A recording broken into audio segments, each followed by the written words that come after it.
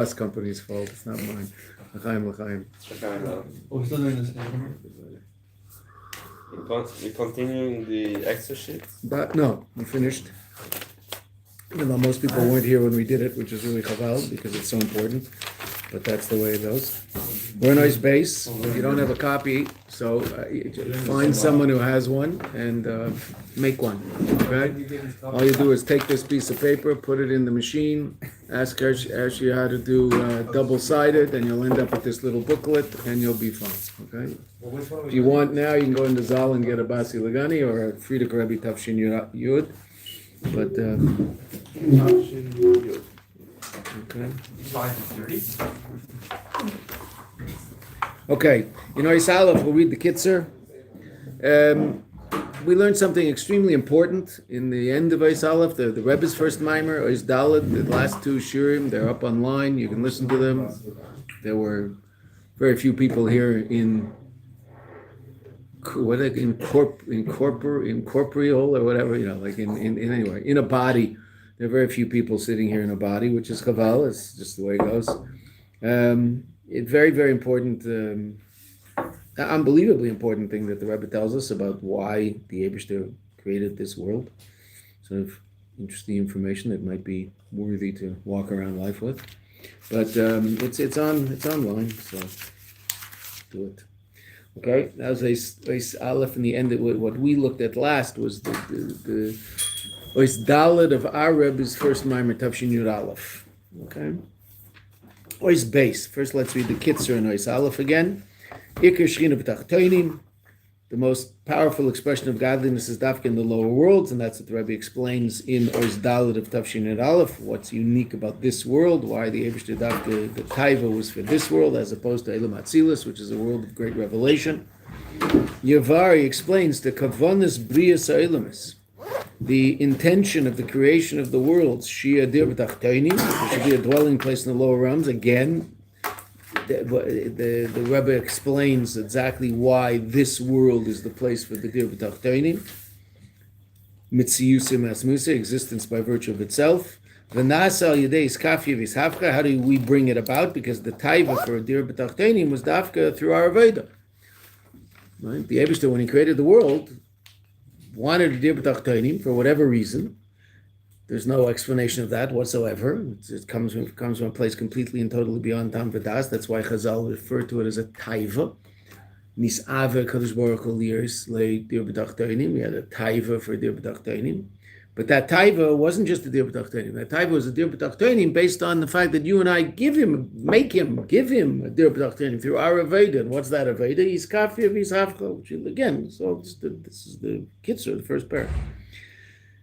Brought about through Iskafi Vizkafka, Shemamshich Ere Sove, which draws down Sove, which the Rebbe really taught us in Ois Daled, that we're talking about Atzmus.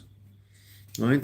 The level of godliness that you and I reveal in this world is really Atzmus, is the essence of the Eibishter. That's Ois Daled in the Rebbe's Maimer. Shazer B'chul Almin B'Shava, which is in all of the worlds equally. Okay? Kadiskafi Sitra Achri, Yistalakipet Kuchabidichu B'chul Almin. When you subdue the Sitra Achri, it goes out that level of godly night that exists in all the worlds equally. Okay? That's what we learned in Ois Aleph.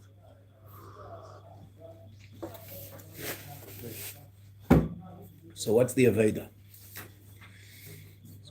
V'hinei. Zois haisa Aveda b'Mishkan and Mikdash b'Avedas Abirurim. This was the Aveda in the Mishkan and the Mikdash b'Avedas Abirurim. The ultimate birur, the ultimate Aveda, the prototype of Aveda in Elam Hazeh is building a Mishkan. Taking Gashmias and turning it into a kli for the revelation of Elokus in the most obvious and revealed way. Mainly when you and I take a piece of cow and turn it into tefillin straps and tefillin boxes and tefillin cloth, you can be very thankful for that cow. He gave you just about everything that you've got relative to your tefillin, right? So other than the ink, it's all coming from the same cow. It's not after the same cow, but you know what I mean, right? So obviously that's a pretty amazing thing, right? Taking Gashmias and turning it into something holy. But it's only because we're sensitive to the holiness of the tefillin that we appreciate what happens to that tefillin. Theoretically, someone can see here. Here we go. Right? We have our little prop here. This thing So this, is a little piece of holiness, this thing, right? Nebuch. We can say Kaddish on this little corner of the tzitzis, okay? So someone got stuck in a chair or something. I don't know what happened to them, right? Okay. But this thing is holy, right? This is mamish holy. So show this to some guy on the street of Budapest. Buda or Pest, take your choice, right? Show it to some guy on the street of Pest.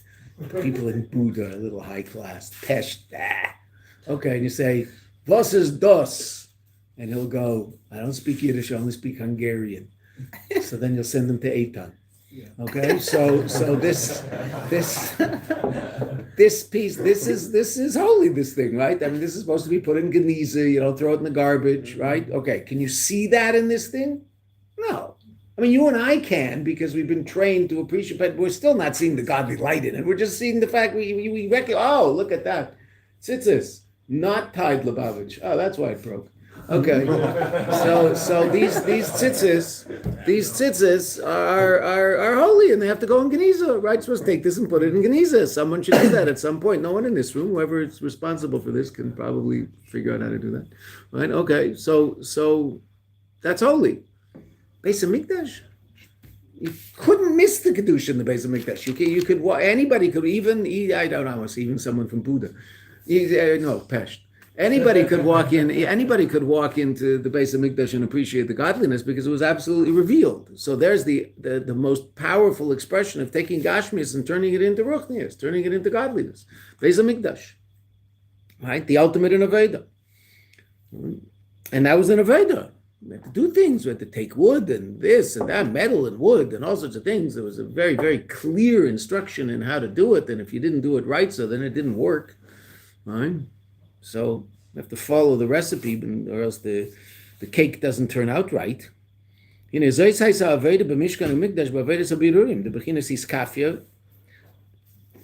iskafia, subduing, that ultimately brings in our Aveda, which brings to a state of transforming darkness to light. That's our Aveda. So now the Rebbe is going to explain the inyan of Karbonis in Aveda. Not bringing a korban way back then and what was the significance of that, but how do you and I bring a korban today?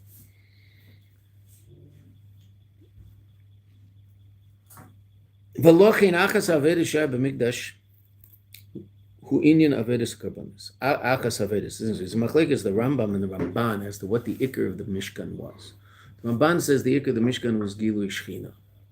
They both agree that both things happened. The question is, how would you define the Mishkan and the Mikdash ultimately? So the Ramban defines it as a place of Gilui Shechina. That's what it is. What do you do there? You bring karbonis, right? But that it is a place of Gilui Shechina. That's its most important aspect. The Rambam says it's the place where you bring karbonis. Right? That's the Beis HaMikdash. Look in the Rambam in Hilchos Beis HaBechira. You have to build a place where you can bring karbonis. It was the Gilui Shechina. Of course, there was Gilui Shechina there. Does the Rambam think Gilui Shechina is a rather impressive thing? Of course, he thinks Gilui Shechina is an impressive thing. But what's the Beis HaMikdash about? According to the Rambam, Avodas Hashem. What's the Aveda? Karbonis. According to the Ramban, what's the Beis HaMikdash about? Godly reality. What's that got to do with you and I? Well, nothing per se. Meaning you and I benefit from it, but it's nothing we do. Right? The Eibusher does that. We do something else called Karbonis. According to the Rambam, means enough. The Ikar is our Aveda. So it's not going to bring Gilui Shechina? No. The place itself brings Gilui Shechina. Now, it's true that if we decided, okay, no more Karbonis, no more God, right? Okay, so Mistama, the Eibusher could decide, okay, no more Gilui Shechina. But Tachlis, the Eibusher said, Asuli Mikdash v'shechanti b'seicham, make for me a Mikdash and I'll dwell in it, and making me for a Mikdash, simple pshat is make me this structure, and there'll be Gilui Shechina. Now it happens to be true, what you're saying is true, that the Gilui Shechina happened as a function of the fact that the Eibusher said, okay, now commemorate this place and we'll bring about a Gilui Shechina in it. Okay, that's true. Right, but according to the Ramban, the place itself is a mini Matan Torah. That's how the Ramban describes the Mishkan. An ongoing mini Matan Torah. The revelation of the Eibusher at the time of the giving of the Torah exists in some fashion constantly in the Mishkan. That's what the Mishkan is, according to the Ramban. ongoing Matan Torah. According to the Rambam, it's a place where Jews serve God. Now, the Ramban always sounds more spiritual, and the Rambam always sounds more down to earth, so to speak. Also, Machlekes Rashi and Ramban. You'll learn Rashi is about sort of like, straight, pshat, down to earth. Ramban, spiritual. And then you learn a Sikh of the Rebbe, and the Rebbe will turn it upside down, which is really the highest level of godliness. The Rambam. What's that? That's our Veda. What's the Rebbe? It's the Ramban. It's like one nice Gilui, Seder, okay? It's nice. Also Rashi and the Ramban. Not that the Ramban isn't holy. If you've never learned any Ramban on Torah, do yourself a favor and pick up the book and learn the Ramban, especially now. The Ramban on the beginning of Shmos is unbelievable. Right? The Ramban on these parshas is incredible, absolutely incredible. Learn the Ramban. The two most important perushim on Chumash are Rashi and Ramban.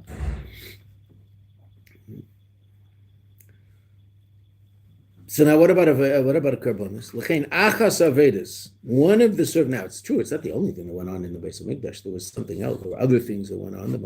The holiest, so to speak, the most spiritual of our Vedas was Keteris.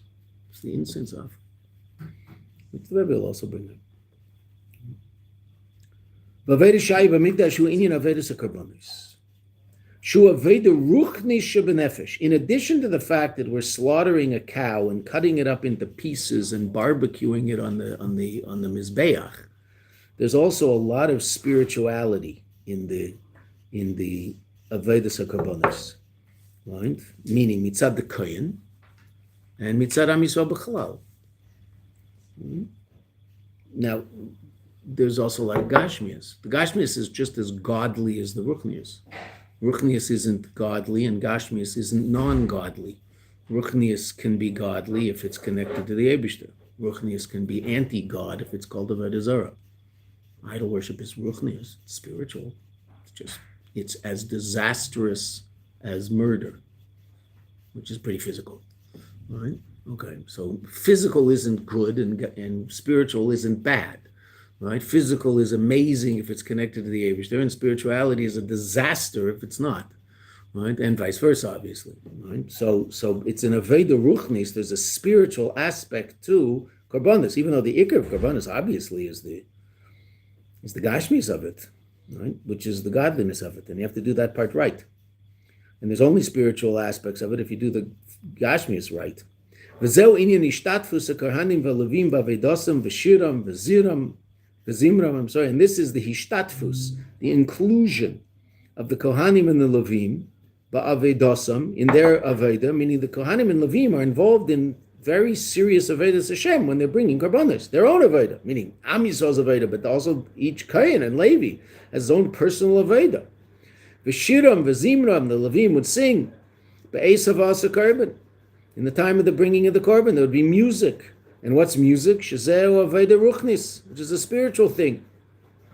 Ve'inyan avedas korban ba'aveda b'nefesh adam hu. What's the inyan of avedas korban in the service of you and I, the soul of a person down here? The Rebbe is going to quote one of the first psukim, I think it's pasuk base, in Vayikra. What's Sefer Vayikra? So Sefer Vayikra is where the Torah first starts talking about Avedas Hashem. Now, by any means, Avram Avinu there's no Avedas Hashem. Of course there's Avedas Hashem with Avram Avinu. But in terms of what you and I do, and our Aveda, and how we're supposed to serve the Eibishter, where does that all start? Sefer Vayikra. Right? Bereshis, a lot of history, amazing stories, incredible, and I think you probably miss it. Right? It's always hard when it ends. Right? Shmeis, more stories, unbelievable stories at the beginning, incredible stories. You'd see us Mitzrayim, and then what? Matan Torah, and then lots of halacha, but no avoda. Halacha, lots of halachas, lots of mitzvahs, but lav dafka any avoda, right? Don't steal. Okay, Beseder, I'm not going to steal. I get that, right? But that's not. I mean, for some people that might be an avoda, but that's not like an avoda. I'm going to sit down now and do something that is a ritual act that is about connecting myself to the Eibishter. That's not talked about so much in Sefer Shmos at all, right? Don't murder. I guess a person would have to say l'shem yichud kudsha brichu shchinte liyachte shem yudke bevavke before he doesn't pull the trigger. I mean, I don't know. He wants to kill someone. He says, "No, I'm not going to." He shoots in the air instead. I guess I don't know, but that's not so much a veda as just not killing someone, which is a good thing to not do. Okay, where does a veda start? Vayikra, korbanos, the part of the Torah that everybody loses interest, right? That's what we teach kids first. Interestingly, usually start with Vayikra. A lot of Vedas Hashem in the Vayikra. So what was the ikar of the Aved of the Jewish people in general? Beis Hamikdash, Karbanis and Beis Hamikdash. Well, that's where it was all going on. Right? We were davening and we were doing this, but how was our davening? Well, that's an interesting question. Before davening was the Rambam, you can look in the beginning of Hilchos Tefillah in the Rambam, and he describes how davening, the evolution, so to speak, of davening, and how it ultimately became something very fixed and established, but it started off something very personal, right? But people lost the ability to do that, right? To sit and really say something real to the Eibishter, so then it was codified, right? But how did they daven Bayis Rishon? I don't know. Interesting. I said Kriya Shema, right? Shemon Esrei, I didn't say Shemon Esrei. Not as you know it. That happened by the Anshe Knesset G'dela, which is in between Bayis Rishon and Bayis Sheni. So the second pasuk in Vayikra, meaning the first pasuk where the Eibishter starts talking to us about Aveda Mamish, right? What does it say? Very amazing pasuk. This is based on much of what the Frierdiker was going to tell us is based on a mimer with the same name, Adam Ki Yakriv of the Alter Rebbe in Likutei Torah, but still, here it is, very important. Tiksiv, Adam Ki Yakriv Mikem Korban Lavaya, a person who will sacrifice from amongst you a Korban Lahavaya, Mina Behema, should be from a domesticated animal, right? We don't bring korbanos from chayos, from kosher, non-domesticated animals. We don't bring korbanos, deer, etc. We don't bring korbanos. We bring korbanos dafka from domesticated animals, cows, sheep, and goats, and certain birds. Not the bird that you and I eat more than any other bird, right? I think most of us eat chicken a lot more than we eat turtle doves. Anybody ever eaten a turtle dove? I don't know. I never have. Right? Okay. But say chicken, you probably eat a lot of chicken. Right? If you're not descended from the Shalah, you probably even might eat turkey now and then. Okay. But you're not going to eat turtle doves. Seder. Okay. But that's what the Eibishter likes. He likes eating turtle doves. So the karbonas come from those. Right? Okay. Pigeons. Probably no one's ever eaten a pigeon, right? Wouldn't want to. So what do we bring? Mina behema, mina bakar, cattle, umin hatzain, the continuation of the pasuk, tzain, sheep, goats, right? Klalu prat, right? Which you say every day in Rabbi Yishmael, right? Klalu prat, one of the 13 different ways of learning information out from the Torah. So klal, behema, prat, bakar, and tzain. Right? Those are the two detailed expressions of the klal, of the general rule called behema. And then at the end of the pasuk says takrivu es korbanchem, sacrifice your sacrifice, which it'll come up in the mimer. Okay, so that's the pasuk. Adam ki yakriv mikem korban lavaya, a person who sacrifices from amongst you a korban to Hashem. Mina behema should be from domesticated animals. Mina bakar, mina tzayin, that's the prat. Those are the types of domesticated animals, which are basically, in terms of domesticated behemoths, that's all there is, right? Is there anything else? Right? There's cows and sheep and goat. It's not it's a treif, right? I mean, so we assume we're not going to, right? But okay, you're right. It is a behemoth and it is domesticated. Okay.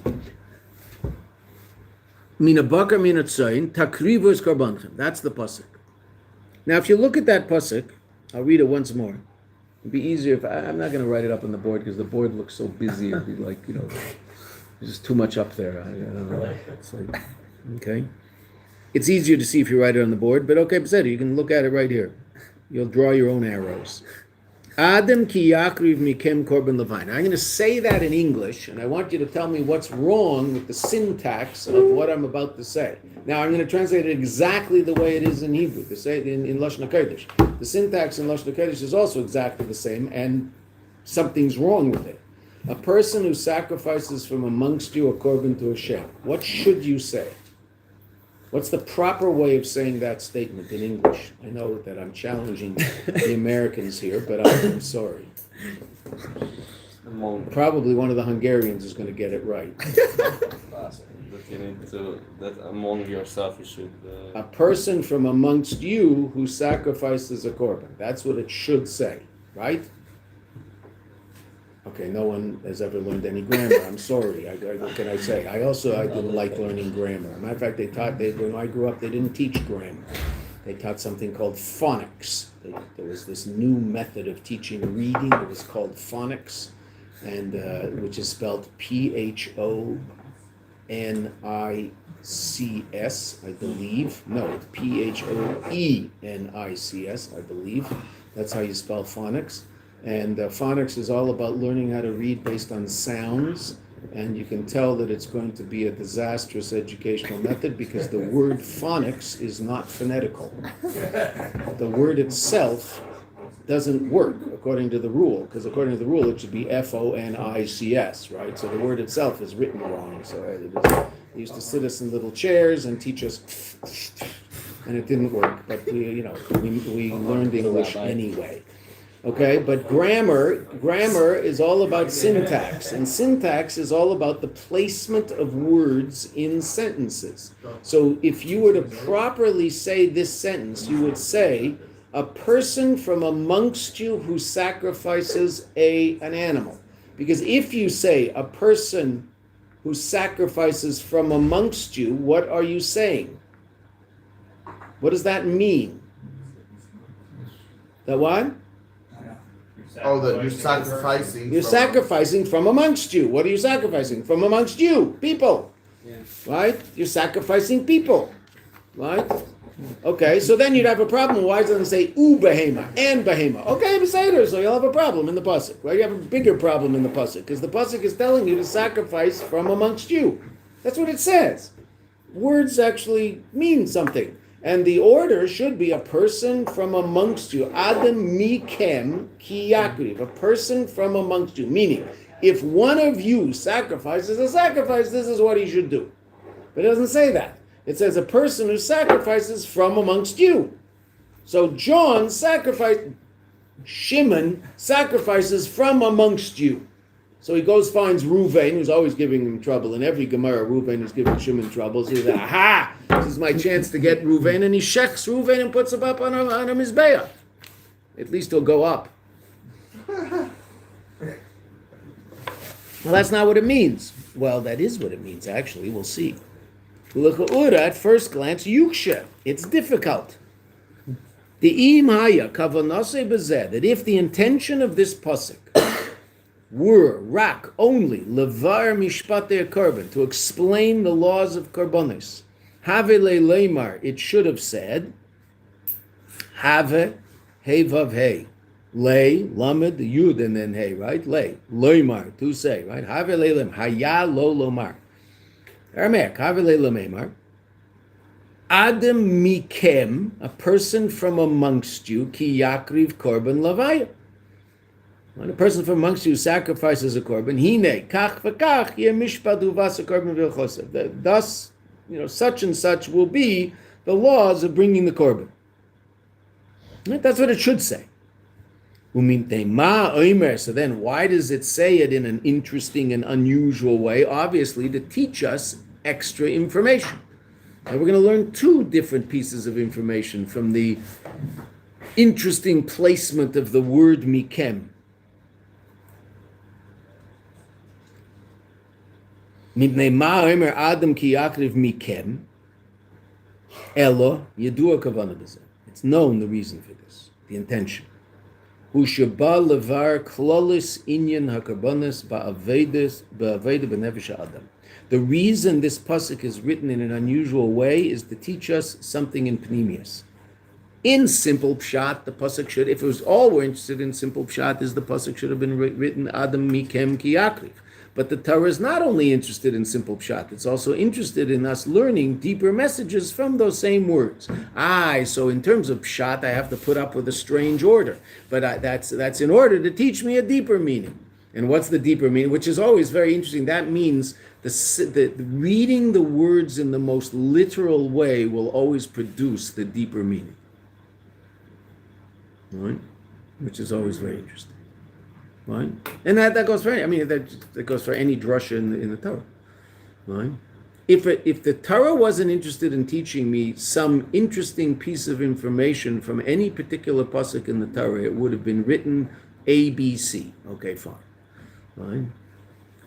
And that's how I would read it. And that would be the literal reading would be ABC. Okay, but sometimes the Abishter writes ACB. Why does he write ACB? Okay, so really what it means in terms of pshat is ABC. That's really what it means. And I have to understand that. And that's going to be the pshat in the pasuk. Okay. So Rashi will explain that to me, or the Medrash will explain that, whatever happened to be. Okay.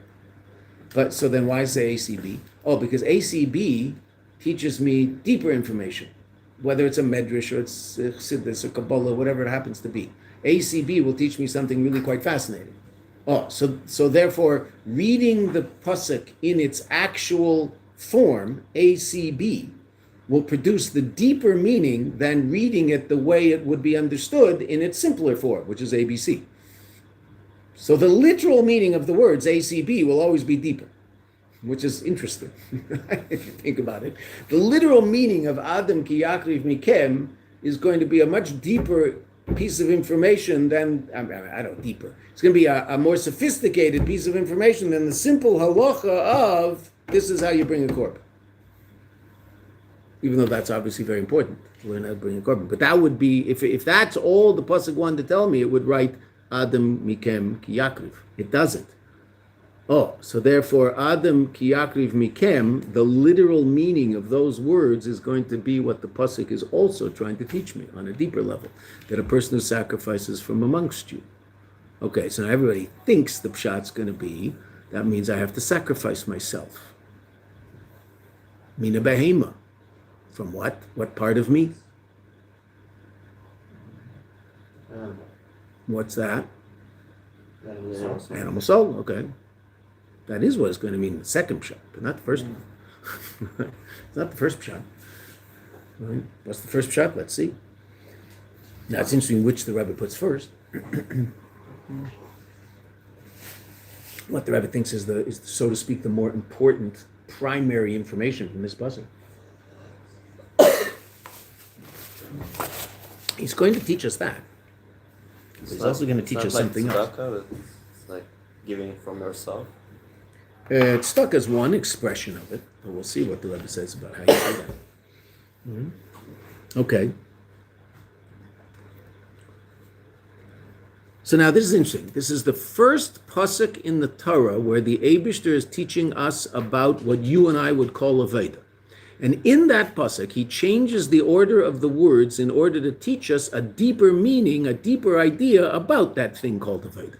So this, so to speak, is the first thing the Eibishter teaches us about serving him directly. Obviously, there's all sorts of stories in Bereshis and Shmeis about that are obviously very, very useful in terms of learning how to be an Elachiyid. Okay, Beseda. But this is like, okay, here, you're going to start exercising. This is what you do. Bereshis and Shmeis might get me into the gym, but I don't know what to do yet. Okay, now you're in the gym. Here, this is what you do. Okay, in Ruchnius. Okay, so what is it? So amazing. Ela yadua kavana b'zeh.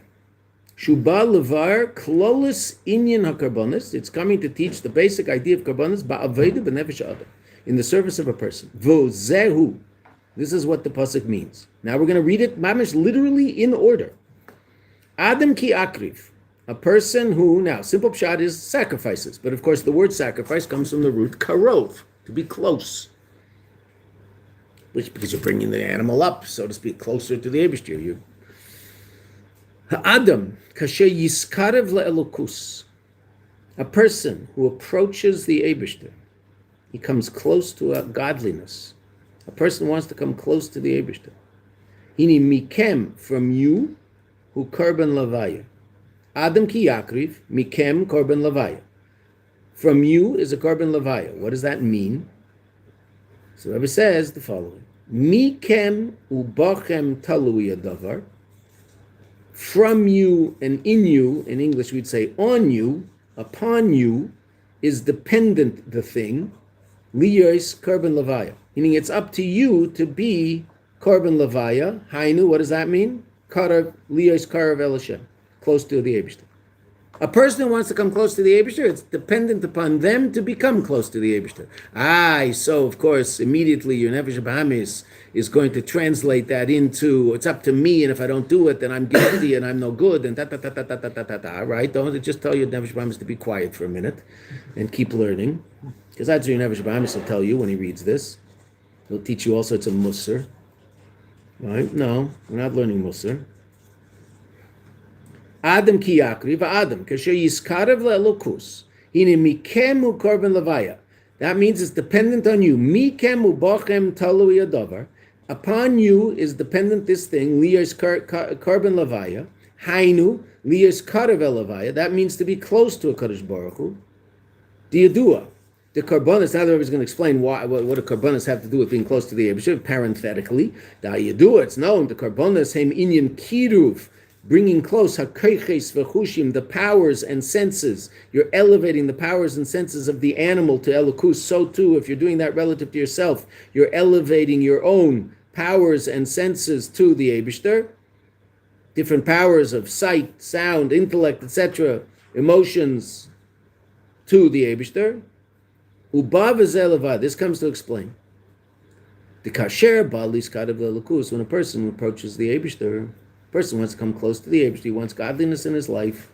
Umikem, it's from you. V'hainu shetalui adavar bachem. It's dependent on you. Okay, again, the Yetzer Hara could get in there and say, "Oh, you see that it's all dependent on me, and if I don't do it, then I'm a low life." No, that's not what the Rebbe is saying. He's saying exactly the opposite. Ta'al yomer adam. A person should not say about himself, "Ech eskarev el elokus." How can I come close to the Eibishter? The first thing the Eibishter teaches us in the Torah when he asks us to start serving him is he says, your service, your ability to come close to me is dependent on you, which means don't say, who am I to come close to the Eibishter? Ubefrat, and particularly, why might I say that? Kasher yodeya, because when a person knows mahusei atzmi, his essential being, and when he says his essential being, he doesn't mean his essential being mitzad his nefesh elokis. He means his essential being mitzad his nefesh bahamis. I mean, a person knows who he really is. Shehu b'shiflis, that he's on a low level. Umaluchlach b'kamen yanim leitevim, and he's soiled by certain things that aren't so good. Right? A person knows that about himself. He might not know that about someone else, but he certainly knows it about himself. So when he looks at someone else, he says, oh, that person, it's easy for him to come close to the Eibishter, but me, I can't do that. Don't say that. Right? Because what might he say? Well, who am I to come close to the Eibishter? V'im kain, he'll say, therefore, hu b'tachlis arichuk me'elokus. He is incredibly distant from the Eibishter. Ve'eches karev le'elokus, and therefore, how will I come close to the Eibishter? Because I know that I'm a low life, the person might say about himself. What's the first thing the Eibishter says to every single Yid when he challenges that Jew to become an Erlich Yid? Al zeh omer mikem. What does he say? Mikem, from you. Bochem adavar talui. It's dependent on you. What does that mean? The kol echad ve'echad misrael. Every single Jew. Yochol Leimer is able to say, Masai Yagiu Masai. Look what he's able to say. This is quite frightening. This is a quote from Chazal. Masai Yagiu Masai. When will they reach my deeds? Lemaisa Vaisai, to the deeds of my fathers, Avram, Yitzchak, V'Yaakov. That's the end of the Chazal. Now, if we have to understand that, right? Because we're not going to become Avram, Yitzchak, and Yaakov. We know that. So, what's the emphasis of the statement that you just read? What does it say? Read it carefully. What does it say? What's every Jew supposed to say about himself? Challenge himself. Why? Because this is real. This is not something that the Eibishter is not just playing around with us and trying to frustrate us. My deeds. Okay. So, what's unique about that? They're capable to reach the level of. Okay, what you're saying is true. So, but we have to explain that because someone will say, "Well, I can't be Avram, Yitzchak, and Yaakov. Don't be It ridiculous." is possible. Okay, I'm not going to be Avram, Yitzchak, and Yaakov. I will answer to you, and I think I'm right, and you're wrong. I'm not going to be Avram, Yitzchak, and Yaakov. There were one. There was one Avram, one Yitzchak, and one Yaakov. But we are their descendants. Okay, true. Look at that line carefully and explain it. I'll do the Tanya that you've been learning for the last month since Yotes Kislev.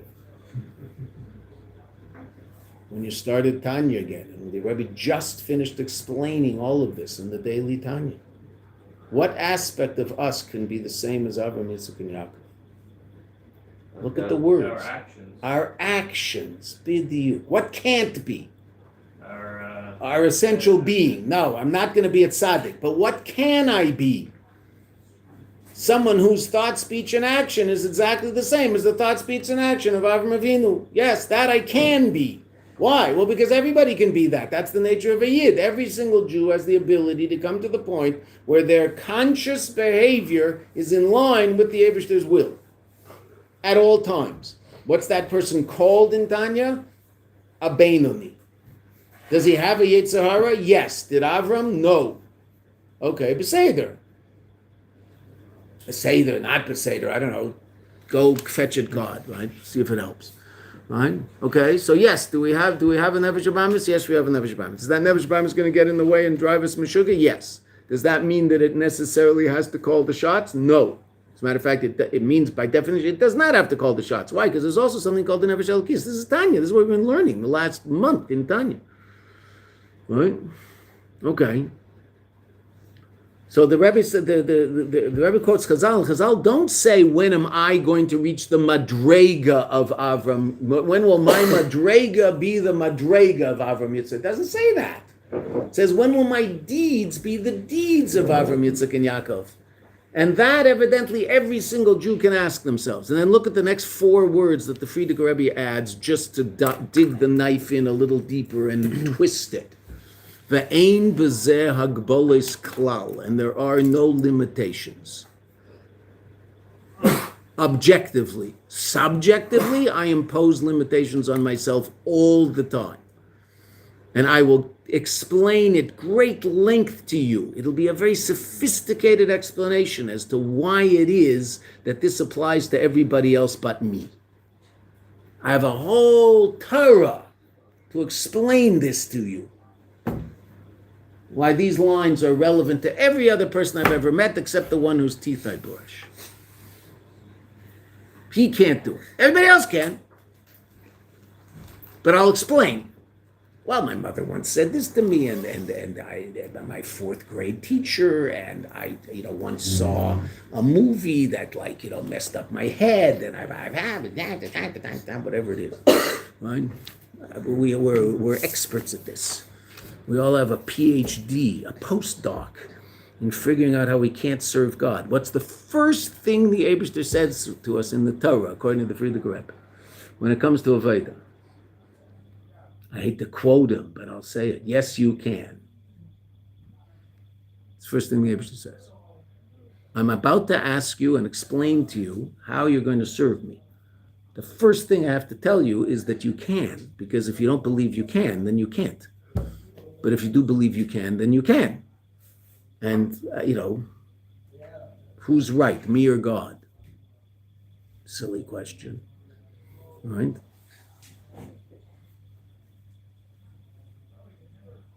This is unbelievable. We're going to read it again. The Al Yomer Adam, 6, 7, 8 lines down, wherever it is, right? Second word on the line. The Al Yomer Adam. 8th line.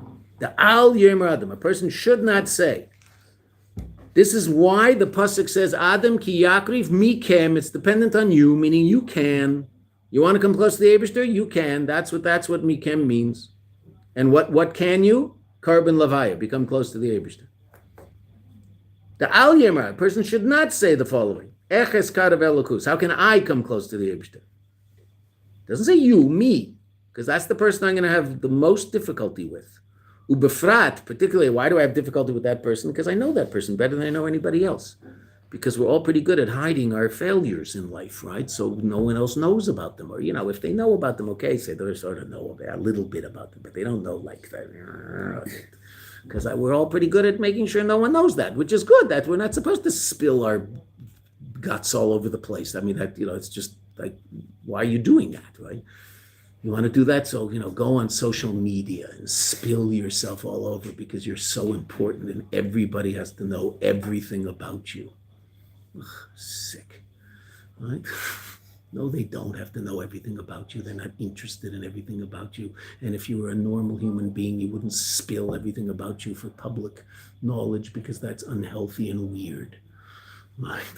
You have filters, and the reason you have filters is that not everybody has to know about all the schmutz going on in your life. You have to know about it and fix it. Not everybody else has to know about it. Maybe you're mashpia, okay, say it. Right? Not your wife either. Don't burden her with that. She doesn't have to know that about you. Why should you know that about you? Right? Okay. So now that doesn't mean we're all horrible, disgusting, terrible. We're not. But are there parts of us that we're not so proud of? Yes, every single one of us has parts of us that we're not so proud of. So just keep it to yourself and work on it, right? Okay, and that's why we're convinced that everybody else can do it better than I can, because I'm not so sure, but I assume they don't have all these things. They probably do, Beseder. But that's not my issue. If they ask for help, it's my issue, but the Al Yemer Adam Eches Karav Elokus Bafrat Keshe Yedei Ma'usa Atzmi Shu B'Shiflis Maluchlach B'Kam Inyanim Le'Tevim. He knows about himself certain things that no one else knows about, and those things are getting in the way of his service of HaKadosh Baruch Hu, and it bothers him. V'im Kain. So what does he say about himself? Hu B'Tachlis Arichu K'Mei Elokus. He's very far from the Eibishter. V'Eches Karav Elokus. And he'll say about himself, how can I come close to the Eibishter? I know who I am. I know that he can, and he can, and she can, and she can, but I don't think so. Absolute nonsense. Biggest klipa in the world, the Rebbe says. The first thing the Eibishter says to us in the Torah, when he starts talking about serving him, he says it's dependent on you. What does that mean? That doesn't mean you're the one who's at fault. You're guilty. That isn't what it means. It's your fault. What it means is the kol echad ve'echad Yisrael yochol leimar is able to say Masai yagiu ma'asai l'maisa v'isai. Like Kalman said, my deeds to the deeds of my fathers. Right, not my madrega to the madrega of my fathers. My deeds, not my level. Avram, Yitzchak, and Yaakov. And then the Rebbe adds 4 words which are more annoying. She'ein bezeg bolas klal. There's no limitation. Now the Rebbe keeps going. And the Rebbeim know who we are. So if they say this about us, you think he's wrong? Okay, close your eyes, stand in front of the Lubavitcher Rebbe and convince him that he's wrong. Just convince him. No, you don't understand me, Rebbe. You don't understand what, let me tell you about me. Let me explain me. Because you understand everybody else, but you don't understand me. What bigger Yeshus could there be than that? Right? What bigger Yeshus could there be in the world than that? I'm different. I can't. And let me explain. A, B, C. I've got it all laid out. I've written a PhD thesis on why everybody can but me. Which we all do. Right? Where's it coming from? The best part of us? No. Mm-hmm. Look at what he says here. It's absolutely annoying. Ve'ein shum davar, and very uplifting. Ve'ein shum davar ha'meineya u'ma'akev chalila. There's nothing preventing this. What? Lalois, to go up, ulagia, and to reach, uliskarev, and to come close to lakus. Nothing preventing you or I from coming close to the Eibishter. There's only one thing preventing that. What's that one thing called? Me. That word, me, I, that's the only person preventing it. I'll find all sorts of other reasons. Right? I might blame other people. I might blame, if I grew up when the world, if I grew up in, how hard it is to be religious in the modern world. You know how hard that is? God, don't you understand? If you understood what the modern world was, you'd never ask me to do all these things you're asking me to do. First of all, that's a dumb thing to say because I think the Eibishter probably knows what's going on. Second of all, was there ever a Jew in the history of the world who didn't live in the modern world? Some guy in 1682, he walked around and said, "Oh boy, am I glad I don't live in the modern world. I mean, can you imagine if I lived in the modern world, how hard it would be to keep Yiddishkeit? But I live in 1682, and that's not the modern world. That's like, darkness." By him, what was the world he lived in? As modern as it ever was, right? Now, I agree. There's no comparison between what he's dealing with and what we're dealing with in terms of modernity. That's true. There's no question. This thing, single most serious impediment to anything serious in life that's ever been created. No question. 100%. Okay. That being said, it's also, you can learn Rambam on the bus on it, right? Okay. So there's no question that there's things that we deal with that no one else ever dealt with. But, 40 years ago, people were talking about the difficulty of serving God in the modern world, and you would look at them and go, "Modern world, what are you out of your mind? There's no computers, there's no internet, there's not, television." I mean, I don't know, was there color television 40 years ago? Where are we holding? Yes, there was color television 40 years ago. I'm just trying to do the math.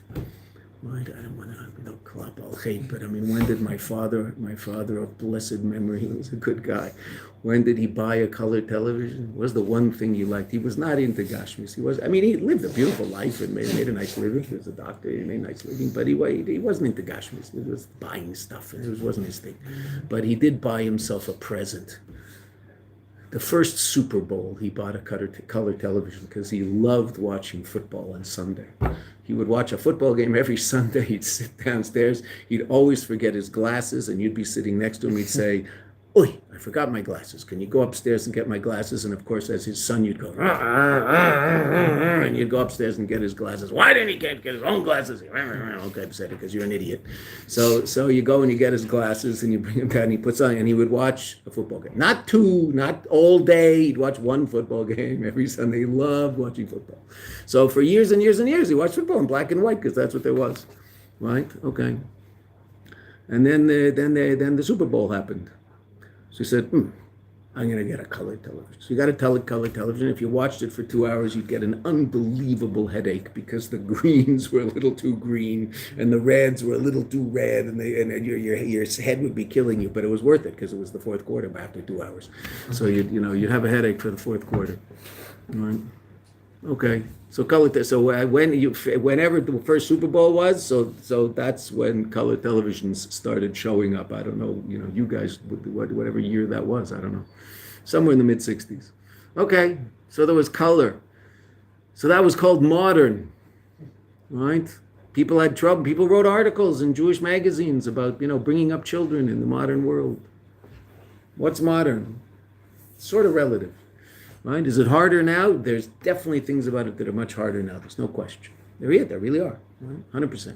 What taivas could a person get into? Your average chassid in Russia in 1832. What were the taivas that could entice you to leave Yiddishkeit and go, do something wild and crazy? Unlimited supply of potatoes. Yeah, I mean, exactly. Like, what exactly was there in Gashmias that you could do? I mean, right? Basically, the only thing that was out there, what was out there? Think about it, seriously. What was out there? Was the only... even go to America. Yeah, right, in 1832. No one left and go to America in 1832. Look at the history. No one went. Alcohol. Right, that was it. You're right. Well done. Just thinking about it honestly, what was the only escape from the reality that you were in that you could possibly find was to drink a lot of vodka.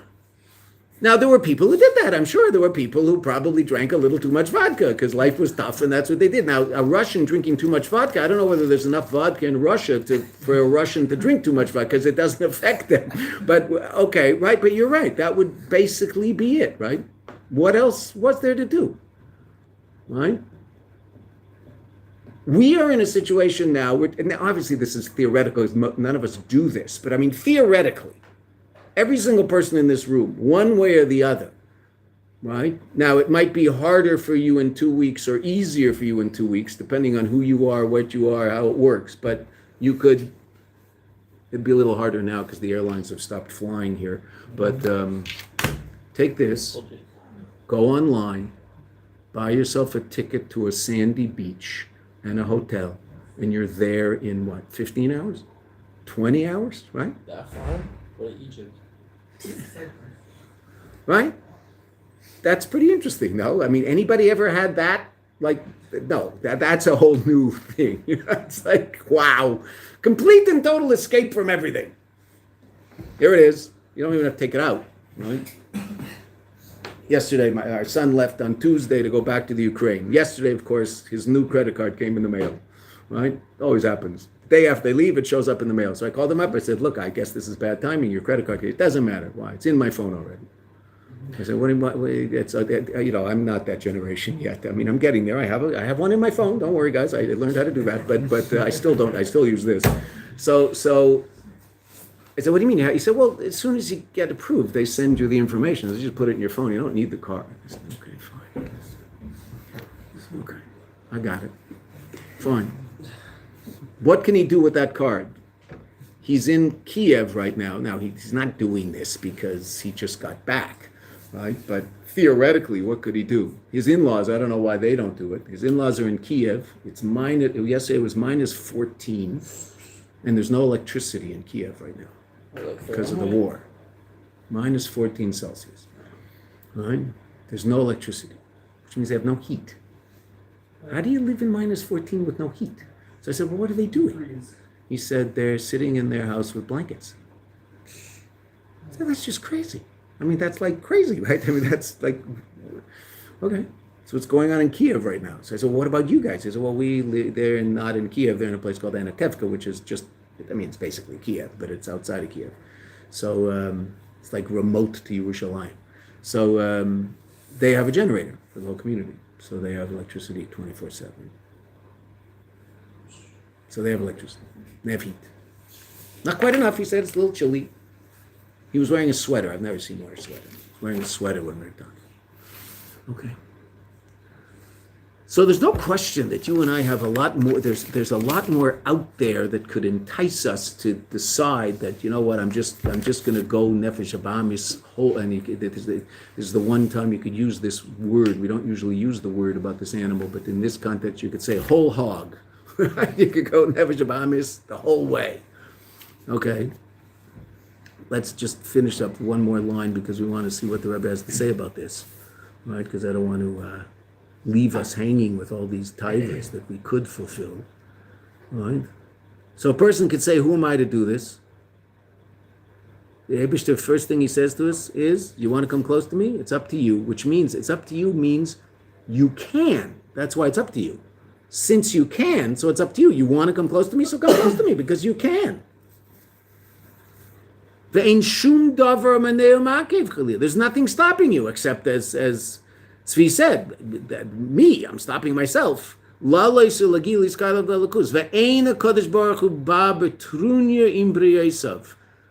Chazal that the Rebbeim quote all the time. HaKadosh Baruch Hu doesn't come betrunya. Trunya is probably the source of the English word tyranny. Tyrannical way. The Eibusher doesn't come in a tyrannical way with us. What's a tyrant? Someone who's, asking you to do things that you can't do.